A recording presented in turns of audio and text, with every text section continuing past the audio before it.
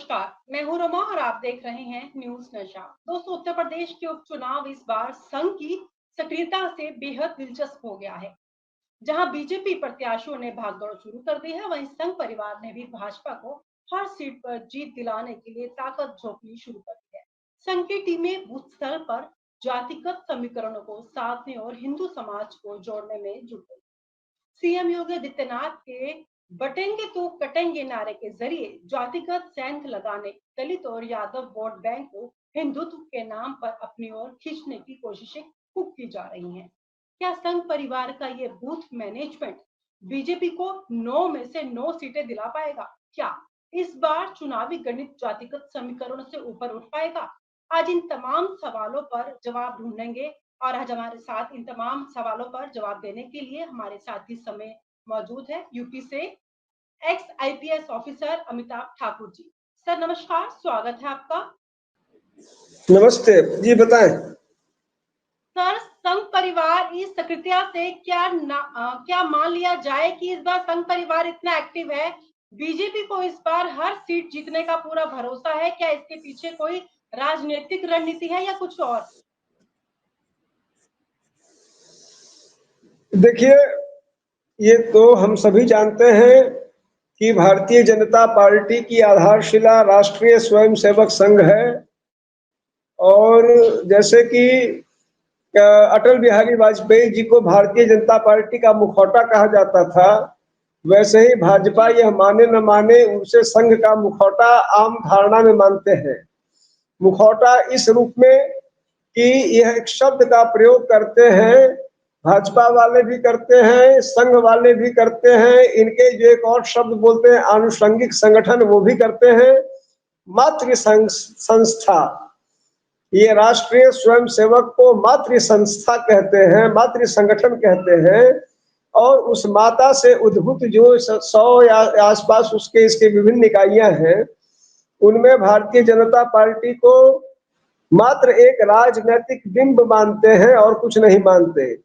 इन स्थितियों में जैसे कोई भी माँ अपने पुत्र की रक्षा करती है, साथ देती है, अनवरत उसके साथ लगी रहती है, वैसे ही संघ भी यह कार्य करती है। तो इस रूप में मुझे लगता है कि माता और संतान का जो संबंध होता है जीवन में, मुझे लगता है कमोबेश ये संघ और भाजपा के बीच संबंध है। और यह चूंकि माँ और पुत्र का संबंध एक बार स्थापित होता है तो जन्म जन्मांतर का मानते हैं, जीवन पर्यंत मानते हैं, वही इनका भी संबंध है, ऐसा मैं मानता हूँ। सर, संघ की जो बूथ स्तर पर ये टोली बनाने की ना एक जो राजनीति है, क्या सिर्फ जातिगत समीकरणों को साधने के लिए है या इसके माध्यम से वह हिंदू वोट बैंक को एकजुट रखने का प्रयास कर रहा है? देखिए, यदि हम थोड़ा इतिहास में जाएं तो जो त्रुटियां कांग्रेस से हुई, कहीं ना कहीं कांग्रेस ने, एक मैं कहूंगा कि सेक्युलर शब्द के नाम पे माइनॉरिटी अपीजमेंट का को उन्होंने अपना पॉलिसी बना लिया था। तो वो कहने को सेक्युलर पॉलिसी थी, लेकिन वस्तुतः वो एक माइनॉरिटी अपीजमेंट के रूप में दिखने लगी थी। उनको वो सूट करता था और वो चल रहे थे। उसके रिपरकशन में, रिएक्शन में एक जो एक पैरेलल विंग बना, वह जो मेजोरिटी को लेके इसने अपना कंसेप्ट बनाया कि हम मेजोरिटी को टारगेट करेंगे। ये दोनों पॉलिटिकल अलाइनमेंट्स थे, उनको वह पॉलिटिकली सूट कर रहा था, इनको यह पॉलिटिकली सूट किया। इन्होंने मेजोरिटी की बात की, माइनॉरिटी अपीजमेंट की बात की, और उसमें उसमें फिर उन्होंने, जाहिर सी बात है कि कॉमन सेंस ये कहता था कि 80% वोटर्स जो है हिंदू है हिंदुस्तान में, भारत में, तो उनको हम टारगेट करें। इनकी समस्या थी, है और रहेगी धर्म के अंदर जाति। अतः यह इन्होंने फिर एक नया कंसेप्ट लाया कि पूरे बटोगे तो कटोगे, एक रहोगे नेक रहोगे, या फिर हम एक हैं वगैरह वगैरह। लेकिन जब भी ये एकता की बात करते हैं, निश्चित रूप से इनकी एकता में कभी भी मुस्लिम्स नहीं शामिल होते हैं, बल्कि इनका टारगेट ही होता है कि उनको एक दूसरा छोर दिखाते हुए कहीं ना कहीं उनको शत्रु के रूप में या देश के, राष्ट्र के, समाज के नेगेटिव फैक्टर के रूप में प्रदर्शित करते हुए एक द्वंद्व की स्थिति बनाते हुए हिंदू बनाम मुस्लिम की जो भावना कहते हैं उस पर काम करते हुए पॉलिटिकली उसका फायदा उठाएं। यह राष्ट्रीय स्वयंसेवक संघ की और उसकी जो आनुषंगिक संगठन है, राजनीतिक विंग है भाजपा, उसका बुनियादी प्रिंसिपल है, ये उस पर काम करते हैं। और देखिए, हम सभी जानते हैं, जैसे और सब एजेंसीज भी अपने अपने ढंग से, जैसे यूपी में समाजवादी पार्टी है, पहले एक शब्द चलता था, धीरे धीरे अब वह शब्द प्रचलन में नहीं रहा, माई। लालू प्रसाद यादव ने खुल के ये माई शब्द का प्रयोग किया था। माई अंग्रेजी में MY होता है, हिंदी में वो माई यानी माता भी होती है। तो उन्होंने उस रूप में लोगों को अपीज कराया था, M और Y, मुस्लिम और यादव के रूप में। कुछ ऐसी स्थिति रही कि वही उत्तर प्रदेश में भी हो गया था, मुलायम सिंह को भी माई सूट किया और लालू को भी माई सूट किया। लेकिन अब मुझे लगता है कि अखिलेश ने, भले उनके अंडर करंट में माई है, लेकिन ऊपर से मुझे लगता है अखिलेश अब माई की बात अपने मुंह से नहीं करते हैं। उन्होंने एक शब्द निकाला है PDA, और धीरे धीरे जिसको और लोग भी एक्सेप्ट करने लगे हैं। यद्यपि मुझे तो कोई बड़ा ही मतलब थोड़ा सा बेडौल किस्म का शब्द लगता है, लेकिन अब वो इस PDA ये कहीं ना कहीं तो पीड़ित टाइप का शब्द लगता है, लेकिन अखिलेश को पसंद है, वो इसको इस्तेमाल कर रहे हैं और उसको अपनी राजनीति आगे बढ़ा रहे हैं।